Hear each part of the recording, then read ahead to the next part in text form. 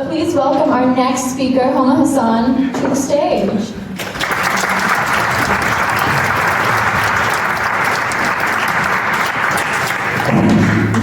Thank you. Am I in between the monitors then? Right. Thank you. Good evening, and thank you so much for inviting me this evening. And what an amazing group or team of students you have here. You must be very, very proud of them. My name is Homa, and as you can probably tell from my accent, I am indeed from the UK. I am from London. And I'm Gen X, by the way, so I might have to explain some of my pop cultural references. When I was growing up, my favourite TV show was Cagney and Lacey. It was about two very strong, opinionated female detectives in New York. There was Christine Cagney, who I wanted to be like because she was single and a career woman, and Mary Beth Lacey had a whiny husband and children at home. When I was 12, my father had a contract, so we moved with him. And I went from being a student at a comprehensive school in northwest London to attending a private colonial school in the middle of Africa. It was actually in Malawi. And to say it was a culture shock would be an understatement. In the mid-80s, the country was run by, this was the term it was defined as the life president, but you and I would now call him a dictator. He was very conservative. Women weren't allowed to wear trousers, it was illegal. Skirts had to be below the knee. Men weren't allowed to have hair longer than their nape, otherwise the police would come and cut it. And regardless of whether you were a Malawian or an expat, there was one main road to and from the airport, and when his cortege or his convoy would go to and from the airport, each and every one of us had to leave our classrooms, the fields, our work, stand by the side of the road and clap. So imagine from northwest London to that. But the reason I reference this is because, like many of us, throughout our schools, we always come across, if not one, maybe two, inspiring teachers who form and encourage our passion. And mine was the biology teacher, who was a former Rhodesian, so Zimbabwe to the younger ones. And he was a game warden, though we were too afraid to ask him what he did with the poachers. And he used to tell us stories about sharks swimming up the river Zambezi, and he made biology come alive. When I came back to London, it was the mid-80s. It's quite an important reference because it was July 1985. And for those of you who are old enough to remember, it was during the Ethiopian famine. The images, the appalling images, and the Live Aid concert was July 85, Wembley Stadium. I lived actually down the road, and Wembley Stadium became my happy place for many concerts after that. And my biology teacher in the UK, he gave me a passion or opened the door for genetics. Coupled with the famine, genetics, love for biology, I decided that I wanted to study genetic engineering and feed the world. In these days we call it food security, so I thought I was going to go to university and create a wonderful species of rice that would be hardy and feed everyone, end of world hunger. So when I got to university, we didn't actually do genetic engineering until the third year. And this is my butterfly effect, because we had really old-fashioned lecture halls, and the rows that we sat in were very narrow. So left and right-handed people couldn't comfortably sit next to each other. I went to Imperial, where supposedly the crème de la crème, so we found solutions. The left-handed people sat together on one row. And we were a mixture of home students and international students due to Imperial's reputation. So on our row for 3 years we sat together and we were Nigerian, Pakistani, Israeli, British and Norwegian. So we became quite good friends. And then I started to visit Norway. I was invited for Christmas and New Year. And since '95 I have spent every New Year's Eve in Norway. And apropos Y2K, we were at the Meteorological Institute station of Stavern. And my brother and sister had also travelled there. And my friends were showing my brother and sister, who are quite a bit younger than me, around and showed them the utedo, the outside toilet. And my brother, who was 18, was horrified, and he just said, and they called Pakistan a third world country. Yeah, we're from London. And I lost my train of thought. Okay, so when I got to the third year, oh, you know what? I haven't even been showing you my slides. Beg your pardon. Okay, Imperial. This is my lab partner. He carried me through the labs because I discovered in my third year I hated labs. Still loved genetics, but not labs, not lab work. In North America, and in Canada, they had been developing a profession called genetic counselling.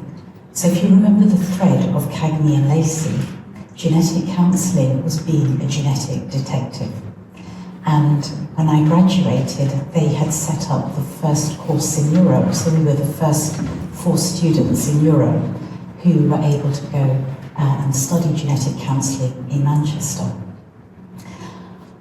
And as I'd explained before, I'd also was coming to Norway for New Year's Eve, and I had gone to Rome for a conference to deliver or to present my data about cousin marriages, where I met a wonderful Norwegian geneticist. His late wife was Astrid Muckelby Heiberg, a very, very amazing woman, and he said to me, "Have you thought about coming to Norway? We need people like you."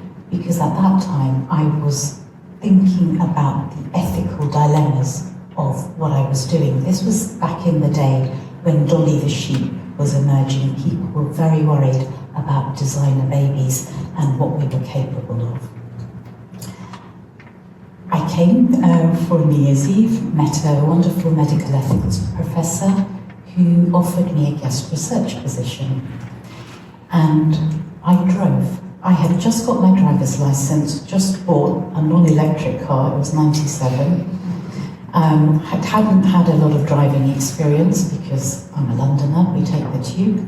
But I drove to Harwich, took the ferry to Göteborg, and then drove to Oslo by myself, pre-mobile phone, and I was so inexperienced as a driver. I had a 1-litre engine that I didn't know to gear down from 4th gear to 2nd gear when I was going up hills, and I could literally feel the blood drain from my face the further up the hill I got.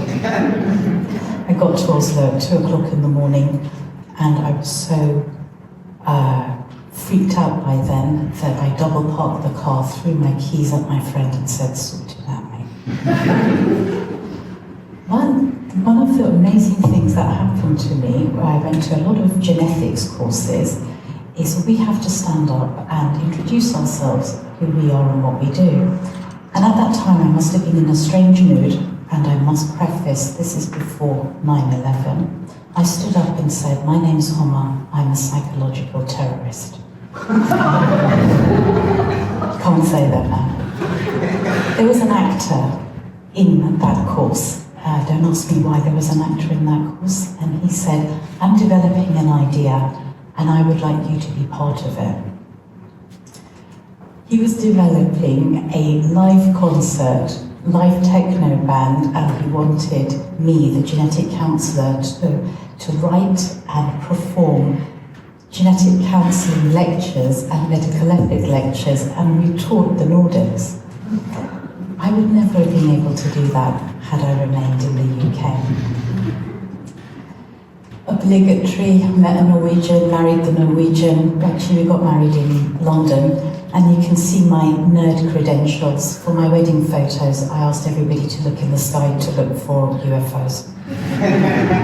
And they did. Fast forward a couple of decades, as a first-generation migrant, when you're not in your homeland, you end up reinventing yourself. So I went from being a genetic counsellor to a medical ethicist, starting a family, and then getting divorced, and I had to reinvent myself again. And this time, my sister, who'd been working in emergency response for over 20 years, said, why don't you try the humanitarian sector?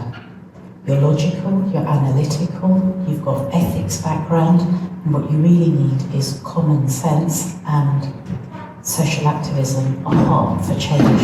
And I had all of those things. As a first-generation migrant to Norway, I saw the inequities, the differences between, and the challenges that I faced and people like me faced, and women of colour, just lots and lots of challenges. So I joined a UN agency that's based here in Norway, and I got to explore passions that I never knew existed, deepen my knowledge in gender issues, in protection and safeguarding, combating trafficking in human beings. And last year, I was able to go on a mission. Oh, actually, say where it's. I was going to ask you, where do you think I was?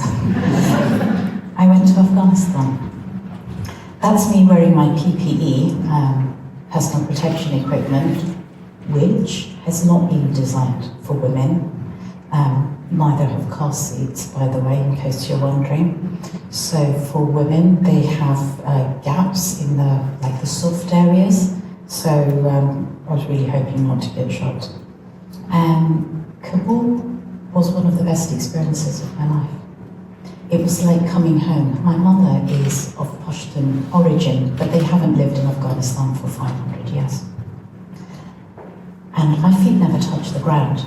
We went from either the UN village, the Yunoka village, to the IOM compound in armoured land cruisers. But it was a very valuable experience, and it made me really grateful for the things that we take for granted. The first week that I came back, I would have anxiety if I had left the house. I live in Gamlebyen, and I wasn't wearing a headscarf, and then I would learn to breathe and think, okay, it's all right, it's not the end of the world, because I'm not in Kabul. We had checkpoints and we had very strict rules that we had to follow so that we didn't fall afoul of the de facto government. But coming home, I actually spent 3 weeks at home, and then I deployed out to Juba, and apropos technology, only 9% of people in South Sudan have access to stable electricity. The water from the taps has typhoid. So there were lots of other types of dangers. It was still the same level of security as it was in Kabul, but it was different. We had curfews, but we were allowed to walk on the pavements. And it was like coming home for me, coming back to Africa. And the reason I put that photograph there, you can see my beautiful Afghan rug. That was one of the things that we were able to purchase because they came to the compound.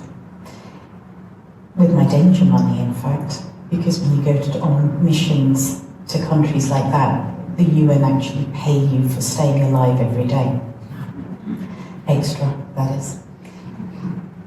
But when I talked about Cagney and Lacey, now, by this time, I have 2 children, I have a home, I have duties, I have obligations. And it was so difficult, and I didn't realise how difficult it would be to be a mother abroad, working abroad, away from my children, away from my home. And since the time that I have been performing, like at Gene Techno, I started writing poetry as a method of self-care. But I don't write about rivers and mountains and leaves falling off trees. I talk about gender equality, racism, discrimination, violence against women, being an internally displaced person, the challenges of integration, challenges of being menopausal. the struggle is real.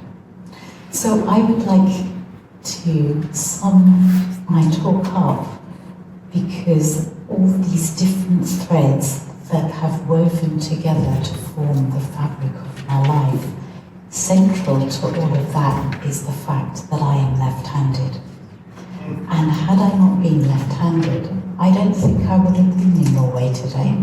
I think I would have still been a genetic counsellor living a comfortable life in Norway, in the UK, in London, and not being challenged being a first-generation woman of colour, working in the humanitarian sector, trying to make the world a better place. But I don't stand alone. I stand on the shoulders of all the women that have come before me.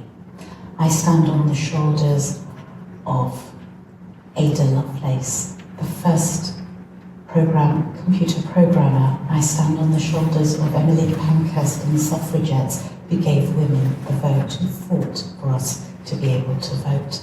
Florence Nightingale, who not only was a nurse, but she was a mathematician who practiced evidence-based medicine, decreasing the mortality of men. Of Marie Curie, who was not only awarded a Nobel once, but twice. She's got 2 Nobel Awards, and left-handed.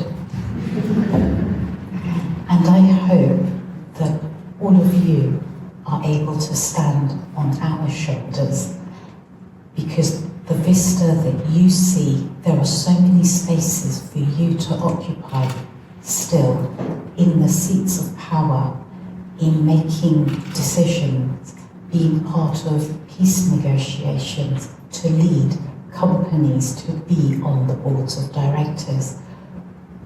We've had part of the way paved for us, and we hope that you will take the baton from us and carry it further to make the world that you want to live in.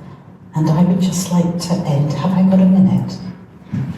If I may end with, it's a bit narcissistic, a poem that I wrote called Dare to be Different. Sometimes you don't want your colours to shine. Wouldn't it be heavenly if you could bleach them to white? But you can't, can you? It's not possible to hide the shimmering plumage you were born with. It's your birthright. Wear it with pride. Yes, it's easy to swim with the herd downstream, but every stroke you take carries you further from your dreams. Your heart will grow weary, your spirit will dull. On your bright plumage, let your freak flag unfurl. Life's a hard, winding journey. The trick is to show up. Don't judge yourself harshly for the stumbles and stops, for losing yourself momentarily when they say it's not possible. Not. So dare to be different. Let your plumage and courage show. Keep taking those steps forward, even though they say no. For history is made by the ones who took the first step and carried on their journey all the way to the end. Thank you.